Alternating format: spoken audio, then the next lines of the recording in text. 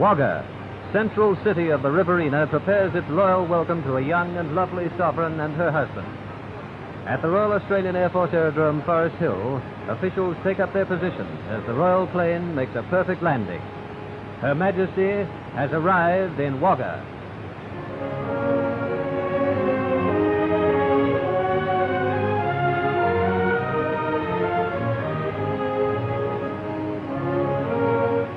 Queen Elizabeth II and His Royal Highness the Duke of Edinburgh are to be in Wagga for only 145 minutes.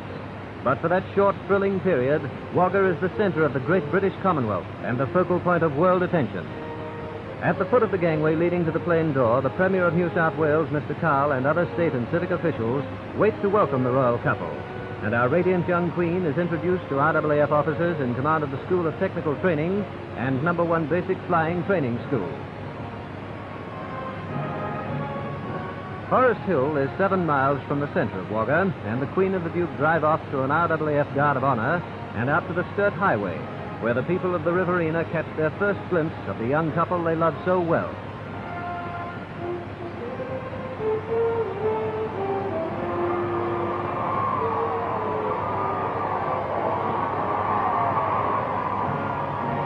The arch of welcome, the spontaneous cheering, the smiles of thousands of loyal subjects. This is Wagga's loyal and affectionate greeting. On the outskirts of the city, the royal couple changed into an open car, for they had expressed a desire to see and be seen by as many people as possible on their Australian tour. And as the cheering grows and the flags wave with renewed enthusiasm to herald the royal arrival in the city, the Mayor, Alderman Dunn, waits at the civic reception area near the council chambers. In a few moments, he will read an address of welcome on behalf of all the citizens of Wagga.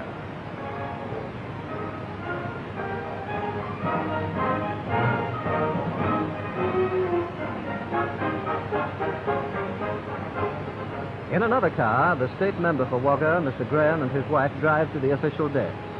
Mr. Graham, who is New South Wales Minister for Agriculture, will greet the royal couple when they arrive and introduce them to the Mayor. Other members of the official party include the federal member for Farrer, Mr. Fairbairn, and his wife. Alderman Dunn and Mrs. Dunn mount the dais as the royal progress continues through the city. The first highlight of a memorable visit is at hand. A welcome to the first reigning sovereign to set foot in Wagga. A welcome that for spontaneous enthusiasm is not exceeded in all Her Majesty's long Australian journey.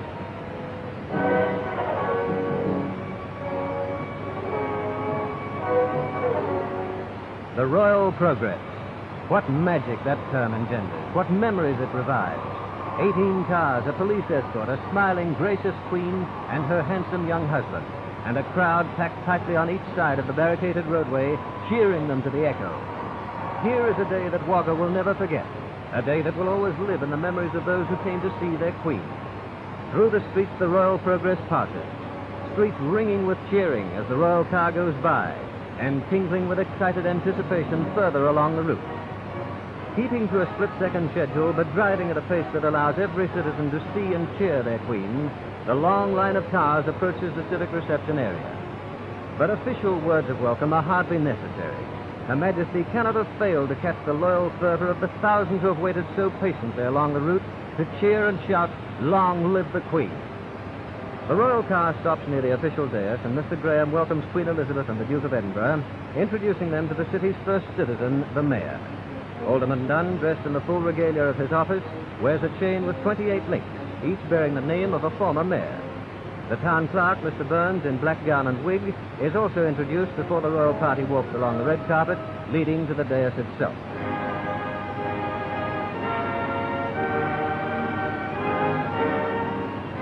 The day is hot and oppressive, the temperature 88 degrees, but Her Majesty appears cool and untroubled. One by one, the Mayor presents members of the official party, bishops, shire presidents, aldermen, and their wives.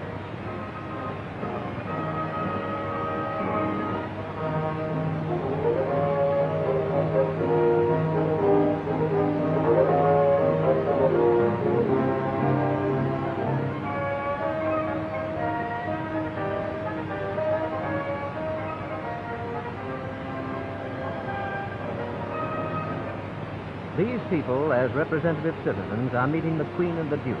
And yet, such is Her Majesty's charm that tens of thousands who lined the route to see her pass felt that they too had met her, that her gracious smile from the passing car was directed at them personally.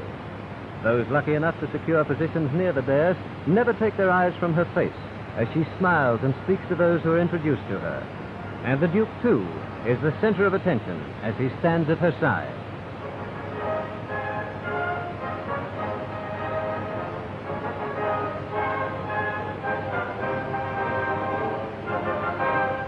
After the introductions, Her Majesty reads a message to the people of Wagga and the Riverina, thanking them most sincerely for their welcome to herself and her husband, and for their expressions of loyalty and affection. Her historic message of thanks is handed to the mayor and then to the town clerk, as a renewed outburst of cheering comes from the thousands packed in the street nearby. To mark the end of the brief official welcome, Diane Hayden comes onto the dais with a bouquet for Her Majesty. A bouquet of Australian wildflowers, symbol of the thoughts and affection of all the people in this great island continent. Then, escorted by the mayor and mayoress, the royal couple cross Bayless Street to meet ex-servicemen and women. Before entering the Memorial Gardens, they are met by the RSL president, Mr. Baker.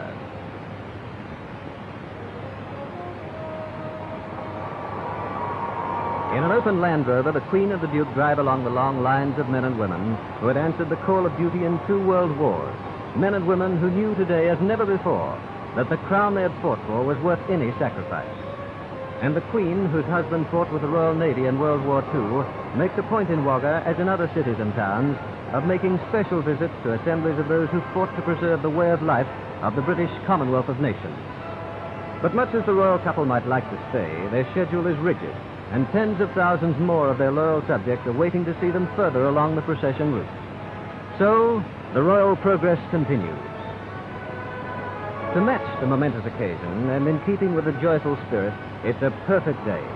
In the sunshine, the people of Wagga and people from other parts of the Riverina pack Bayless Street, Fitzmaurice Street, Gurwood Street, and Beckwith Street to see the royal couple pass. Then to Docker Street, and on into the showground, where there's a tremendous crowd of nearly 10,000 wildly cheering people.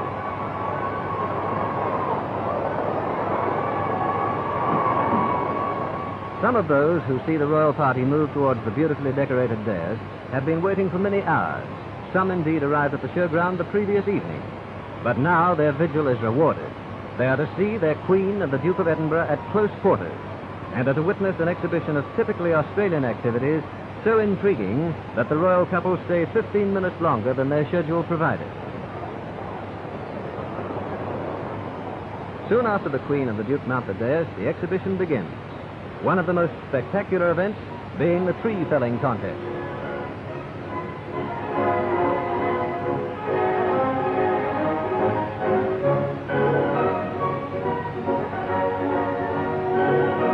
Now the boomerang throwing, an ancient art handed down to modern Aborigines from their Stone Age ancestors. It's an art that can never fail to thrill, and the royal visitors are keenly interested, as indeed they are in every facet of Australia's way of life.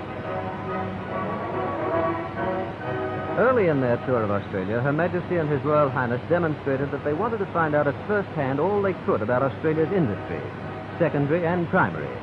So, the Queen asks many questions about types of wool, as she sees a shearing and wool classing exhibition, and the Duke is keenly interested in the methods of the shearers themselves. After the wool classer in charge of the exhibition, Mr. McRae, had answered their questions, the Queen and the Duke move over to meet Joe Timbry and his family. The Aborigines have come to Wagga from La Perouse, especially for the boomerang throwing display, and it's a wonderful day for them. Already, the royal couple have overstayed their scheduled time at Wagga Showground. Mr. and Mrs. Graham, the Premier, Mr. Carl, and other officials bid Her Majesty and His Royal Highness farewell as they prepare to drive from the showground to Bolton Park.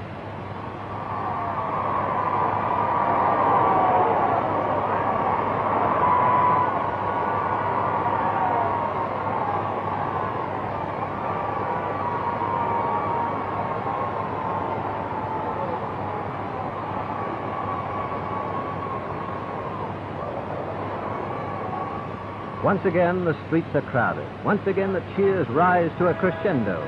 Brownies and girl guides provide a guard of honor as the royal procession nears the entrance to Bolton Park, where 14,000 schoolchildren wait to greet their queen. Local education authorities are presented to the Queen and the Duke, while in the park itself are pupils from schools throughout the Riverina. Her Majesty, who has two lovely children of her own, delights in seeing young Australia, and she overstays her scheduled time in Bolton Park by 5 minutes.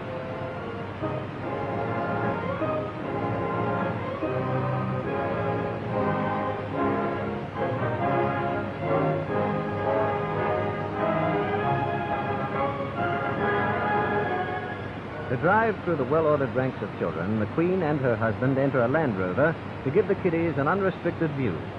And the children make the most of it. Their welcome is an unrestrained demonstration of loyalty and excited cheering. 14,000 lusty youngsters waving and shouting as their own Queen drives slowly between their ranks.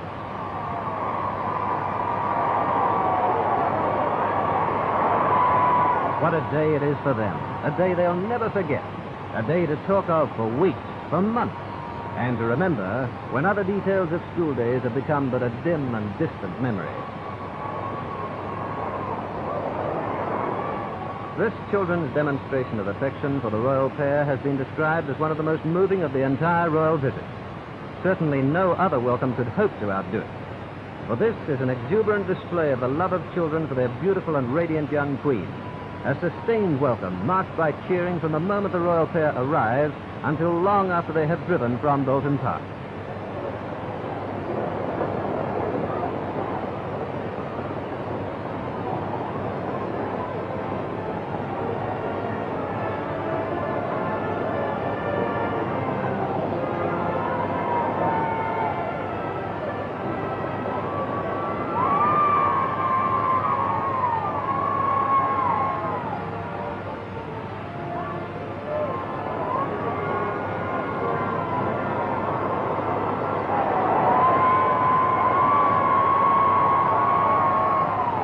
The cheering dies down only when the well-rehearsed displays are being presented. Massed tableaux and singing which the Queen and the Duke watch from the dais. The 2,000 Wagga schoolchildren dressed in red, white, or blue form a Union Jack. And as the Queen mounts the dais, she looks down on children who have come from as far afield as Hay and Narandra, Griffith and Leeton, and from Grenfell in the north. Her Majesty watches the youngsters' displays with obvious delight. But for the children themselves, the highlight of this royal visit is not their own performance, but when their Queen rises to speak to them and says, "The future of New South Wales is safe. It is yours to guard. I know you will guard it well." For the children, indeed for Wagga itself, the royal visit is nearly at an end. But for a few precious minutes, history books have come magically to life, and the title Queen of England is no longer vague and intangible. So they say goodbye as they greeted her, with cheers that will ring in her memory as she performs her arduous duties in the years that lie ahead. The children of the Riverina say goodbye, sad that she could not have stayed longer with them, glad that she did come across the ocean to see them and drive among them smiling and waving. Wagga has been honored by their visit, proud to have been chosen to welcome them. And the welcome Wagga gave was one that sprang from the hearts of the peoples themselves, an expression of loyalty and love to a gracious lady and her husband who symbolize all the things in life which we Australians hold dear. Our parting wish is a simple prayer. Long live the Queen!